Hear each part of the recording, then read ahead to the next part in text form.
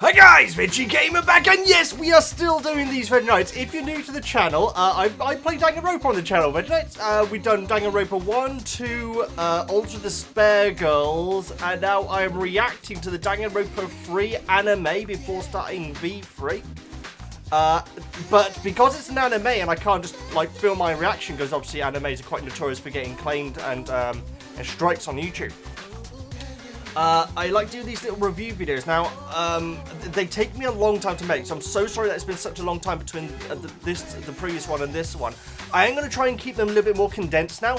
When there's filler episodes, I will kind of be skipping through stuff. I won't be going over scene by scene. And to be fair, guys, Future Arc has a lot of filler episodes. To be honest, we're starting off with one which is kind of a filler episode. In a way, it's the Ultra Despair Girl episode. Now, it's episode 7 of the Future Arc. And yes, it's starring Kumaru and Toko. I so nearly forgot her name then, but I managed to rebound. And yeah, it's back in town where Ultra Despair Girls takes place. Obviously, they say that they're not going to leave. They're going to work on recompense and like to recover the city.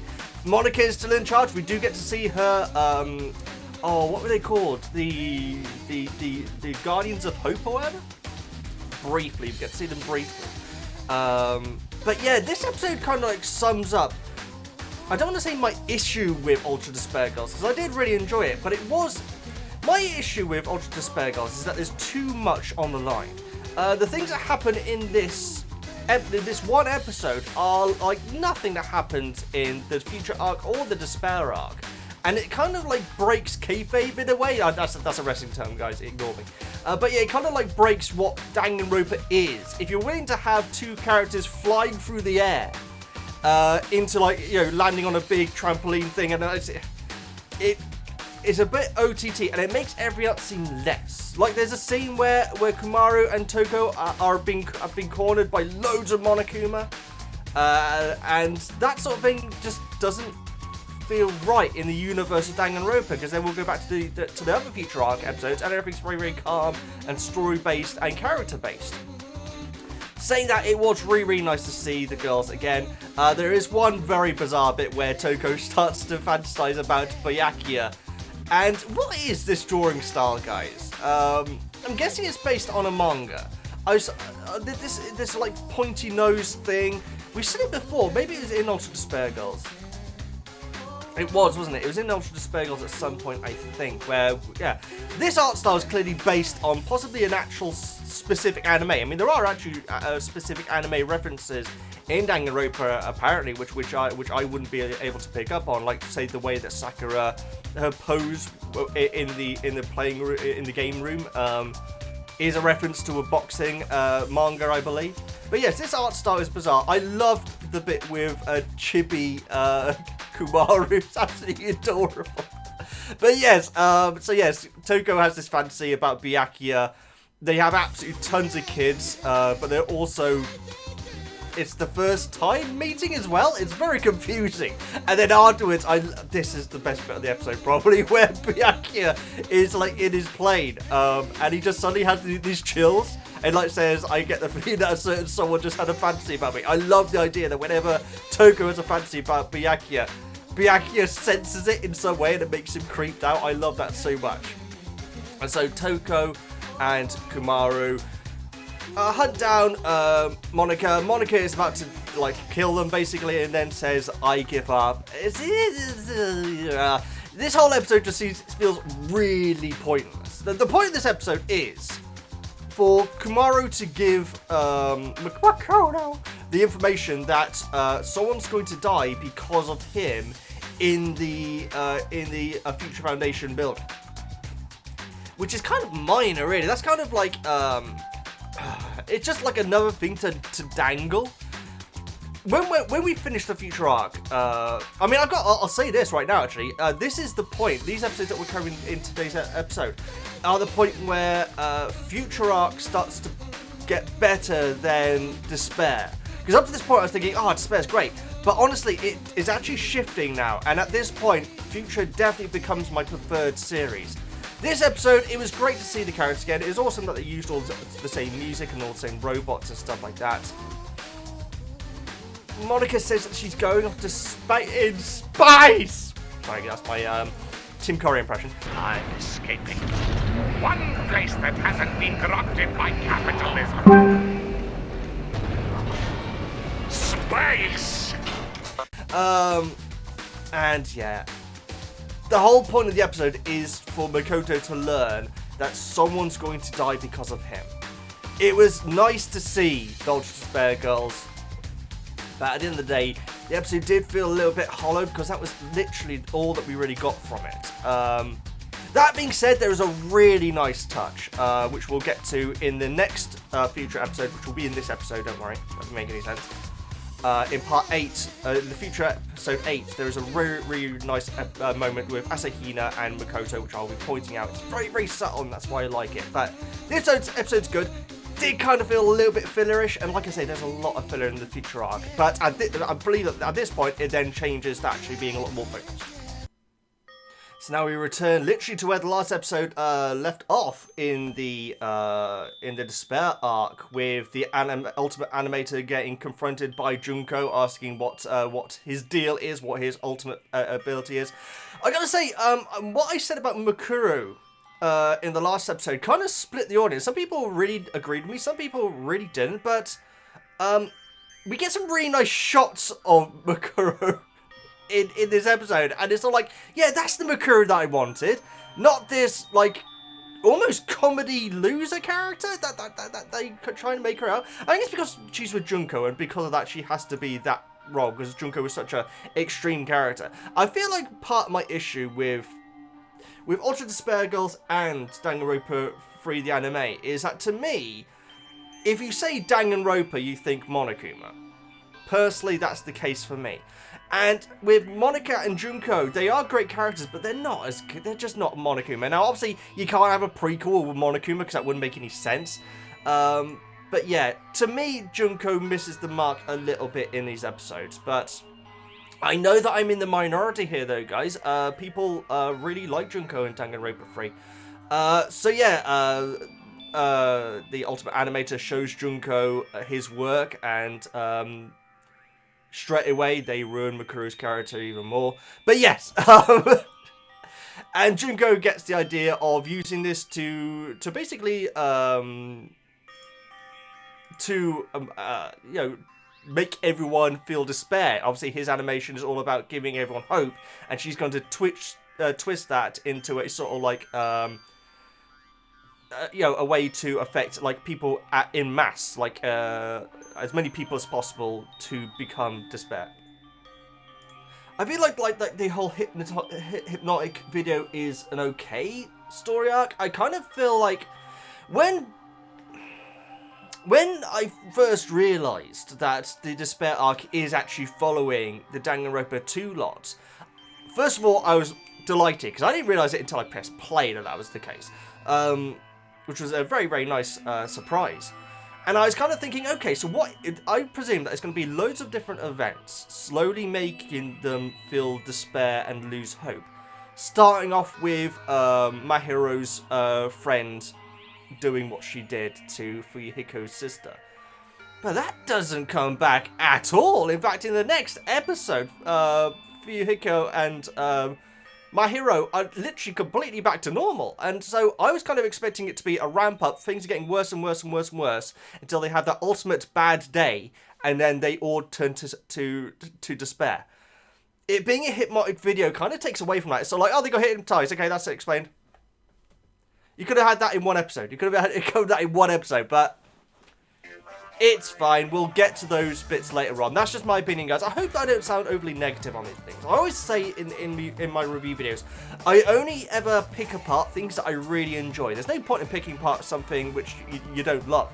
And so I'm really, really enjoying this, but I do feel the need to point out things which I don't particularly like. Another thing I don't particularly like is that the episodes are really getting limited when it comes to the Remnants of Despair characters in it. It feels to me as if the writers are like kind of annoyed about the fact that they have to include these characters. And so they'll all be in one scene together. Granted, this scene is hilarious where Tanaka has a bear in the classroom. But it's all like they're isolated to like around a minute-long scene. And then everything else is nothing to do with them. It's a shame because obviously starting off I was thinking, oh brilliant, we're going to see so much about them, and we're really not. We're just seeing like a little comedy skit and then back to the main storyline, if you know what I mean, with the animator and Junko and Mukuru and teacher lady, can't call him Monica anymore, but you know him, Chiesa, and Boxer Dude and stuff like that. So that's my... It's not a complaint, it's just a shame. Then we see a shot of Nagato's ass.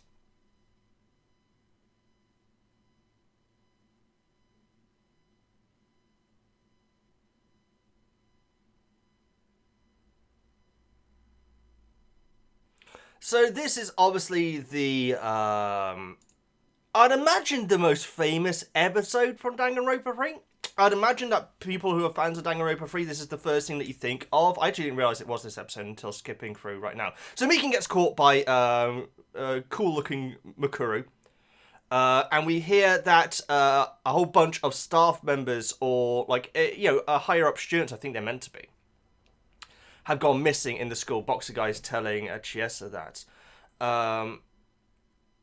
I feel like it would have been nice to actually see these characters, just a couple of them beforehand, maybe just interacting a little bit like with the Randomness of Despair, or with Hajime, or with anyone really, just to show that they exist. It feels very detached from the rest of the show because it's all completely new characters in this scene. Now, granted, I guess it's a reference to Danganronpa where it has the shot of all the students in the room as Junko and Kumaru enter, and Hajime, which is obviously a direct reference to in fact, it looks almost exactly like Danganronpa 2, like that first shot of all the students in there and everything. And they basically say that that these students who've been kidnapped by them have to kill each other. I gotta say, guys, some of you know my opinion about this already because I've mentioned it. Honestly, when I first watched this, I was not in a good place in the brain, quite frankly, and so it felt very, very miserable, and it was completely go-away heat. I should explain what that means, guys. So, right, in wrestling, I'll keep this short, right? There's something called go-away heat, or X-Pac heat, VEGGIEKNIGHTS, where, so what you want in wrestling is that you want a villain, the heel, to be the sort of guy that you really want to see get wrecked. You want to see him get his comeuppance, something like that. Then there's people like X-Pac, which I feel like X-Pac gets a bit of a bad rap for this. But X-Pac heat is where you don't want to see that wrestler get the comeuppance, you just don't want to see their wrestler. And so I kind of got that from this. It was really upsetting, the imagery and everything. Upon rewatching it, it is well done. Mikuru singing a song, of course, because she's a comedy character. And it is upsetting to watch. It is definitely upsetting to watch, which is the point, guys. And maybe it's meant to be almost feel soulless in a way, the fact that we don't know these characters, to make it even more upsetting. And it is upsetting, guys. I do feel like the imagery in it, it's bordering on torture porn, VEGGIEKNIGHTS. It's bordering on, like, Saw and Hostel and all those sort of movies, which I've never been into, guys. I like horror movies, and those horror movies can be gory. But this, it's not that it's glorifying it, it's that it's trying to make a point. In fact, quite a lot of it is clearly meant to be quite sexual as well. And I just found it more creepy than emotional when it comes to, or upsetting, to be honest. So, yeah, they all die, and I get the feeling that this is going to be like that scene in Ultra Despair Girls where I went on a massive rant, where I'm meant to be feeling what I'm feeling. And so my complaints are basically like saying, well done, show, you did exactly what you were meant to do. I didn't enjoy this scene. When I was going over it again to these reviews, I quickly skipped through the images and everything. I don't want to watch it again. I do feel like it could have been done without the camera angles going up the girls' skirts and everything like that. That's what I'm talking about. It just seems pervy. Violence in things can be very, very well used. Here, I found it almost tacky, but then again, that's kind of probably the point as well. This is probably the most infamous scene in Danganronpa 3, like I say. And I don't like... I worry that my opinions just come off as ultra negative when it comes to this sort of thing.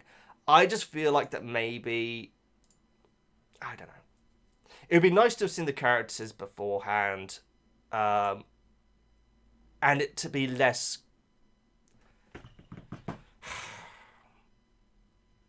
to be less creepy, because the camera angles and, like, you know, the guy got impaled into the girl. That's not a euphemism for anything, is it? That sort of thing. It's like, come on. Anyway, so everyone sees the this footage of these students having this done to them, and obviously now Hope's Peak is completely screwed, and so Junko can now step into a higher up position. Sorry about the rant. I had to give my honest opinion. Please let me know your opinions in the comments, guys. I'm sorry if I missed anything. It's very often that I miss the point of these things, and so if I do, let me know in the comments, and I'll be delighted to learn.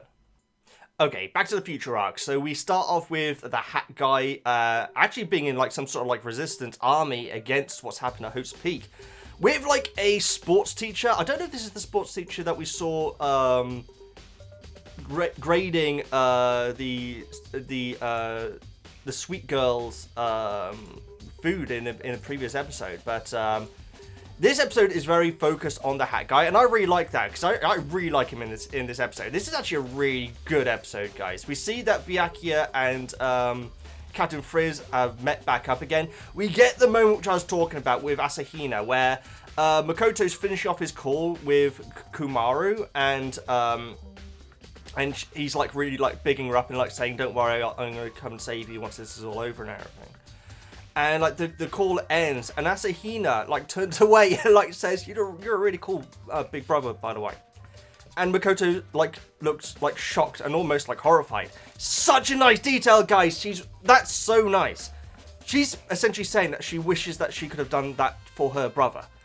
More stuff like that, please, because that was awesome. It didn't need to explain it. It didn't need a flashback. It didn't need her to say, because I wasn't to my brother or anything like that. That's such a nice little detail, and Makoto looks shocked and like really upset about what she just said. It's really nice detail. I really like that so much. Anyway, they get attacked by Yu Narukami, not Sword Guy. Yu Narukami chases them down. The now girl in the wheelchair, who now everyone knows is a robot, turned into like this Igus kind of crazy like fighting machine thing, slows down Yu Narukami. You versus Igus, isn't that like a image or something? No, that wasn't the front of the fighting game, was it? Ignore me. Anyway, so yet again, Makoto and Hina run off. There's so much running away in this. Hat Guy, Animator, and Kumaru are checking out the library that we saw briefly in a previous episode. Obviously, Sweet Girl is with them now. She's acting very, very shady. Apparently, there's like rumors of her being a part of like a splinter group in the Future Foundation. And then we get the most useless character in anime history turn up, the boxer guy, VEGGIEKNIGHTS. I love the fact. I need at some point at the end of this series to go over a tally and see how many scenes there are where the boxer guy runs in and like says, "Ha! Now I've got you," and nobody dies. It's so much. It happens so much in this. But yes, he comes in. It's a very, very good conversation between all of them. Unfortunately, I can't go into fine detail, but it is a really good scene. And the hat guy is like saying, "Hey, because I'm the oldest here, I'm responsible for everyone." Boxer dude comes at him. He's using a knife, and obviously you think, well, obviously he can't punch then. Comes at the hat guy. Hat guy moves, and boxer guy gets like impaled against the wall from a trap that the blacksmith set. How he knew they were all there, it doesn't matter. It doesn't matter. It's fine. While this fray is all going on with the boxer dude being impaled against the wall, the sweet girl gets a detonator out that she snuck out of like a pile of traps that the hat guy had untriggered, and sets off the detonator, and the floor explodes and Kumaru starts falling down. I should say And this is a really nice weakness that the guy had. He couldn't open his left hand, which I would now want to go back over all the previous episodes to make sure that they actually kept that in. That's actually a really nice idea for a weakness. To save Kumaru, he opens his hand and grabs her, being able to lift her up just before the poison takes him over, as he falls down into the pit. We established that he actually had like a very, very close relationship with her father and promised to always look after her. And so that was a really, really nice scene. It's a shame that we only learned about it so late, but I guess that's the point, though. It's the point. If we'd known that was his gig beforehand, then it would have ruined the scene. It's a brilliant scene. It really is. And so now we're left with just Kayako. Did I say Kumaru? Kayako, anyway.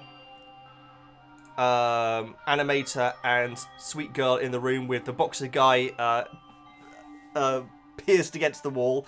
She feeds him a chocolate, and yet again, more euphemisms. VEGGIEKNIGHTS, he becomes completely doped up, I guess. And like she says, go and kill those two and you can have as many chocolates as you want. He's able to fight against it, I think, for maybe reasons that we might discover in a later episode, possibly. I don't think so. And then everyone just calms a little bit down once Kumaru really starts explaining the situation. We then find out that the dessert girl, her weakness is that she can't leave anyone, let anyone leave the playing field, which is very cool. That's a really tough one to deal with. I mean, what can you possibly do? And Kayako teases that at this door that they've discovered, saying this is the exit. She knows otherwise. I'm guessing I'm not exactly sure how she knows, but I feel like she knows that this is not actually an exit that they can actually use. So after constantly trying to kill everyone, Boxer Guy is like, screw it, I'm out of here. Which is a bit weird. It's a bit weird that he was suddenly like that. So he tries to go and leave via this door, and this sweet girl's like saying, no, you're gonna kill me, you can't do that. And Kayako and Animator Guy just split. Because obviously Kayako knows that it's not actually an exit. I've got to say, guys, you know my top 16 list from Danganronpa 1. I really like Kayako in Danganronpa 3. I feel like she's a better character than this guy. She's definitely got more bite to her. I feel like she's a lot more interesting in Danganronpa 3 than she actually was in Danganronpa 1, which is kind of bizarre, guys, because to this point, Danganronpa 1 is still my favourite Danganronpa. So yeah, this is a great scene. Shame about the hat guy, but it was a good story arc. It was a good story arc. Oh yeah, there's something about Byakuya going into Hope's Peak and like an explosion and the building coming down on him. Obviously he survived. There's lots of fake death teasers in this. Like I guess to get people to watch the next episode sort of thing, but it just seems so obvious. It's obvious that he's not dead. But anyway, that happens. I gotta mention it. So, back to the torture porn story arc. I'm sorry, I mean, the despair story arc. And so, yes, we have a scene with Mikan, which I skipped. I didn't want to watch it, guys. I'm sorry if it's something important, but I found it extremely creepy. And so, yes, this episode is all about the fact that Hope's Peak is being, surrounded by, this mob that are furious about what happened to the other students in the previous episode. Mikan has obviously gone missing because Mikuru kidnapped her in the previous episode. And something's been done to her. No doubt some sort of despair hypnosis sort of thing, and she's now really creepy. And so the rest of the students decide that they're going to go and look for her. GSA is not happy about this. Oh, Nagato is also back. And yeah, this is where the despair arc really starts to not go good for me. There's something about them being under a statue or something like that. This is probably stuff which is completely makes sense and everything. But they go to this statue and they're like, I'm not making any sense here at all. I apologize, guys. There's an awesome scene with Mikuru not being a comedy character and Peko having a fight, which is this. I wanted more of this sort of stuff. But yeah, I did. Okay, the fact is, guys, I need to get these episodes out. I'm really sorry about how flippant I am, but I did not enjoy this episode. I enjoyed this episode less than I enjoyed the previous episode, I've got to admit. And so Nagato discovers where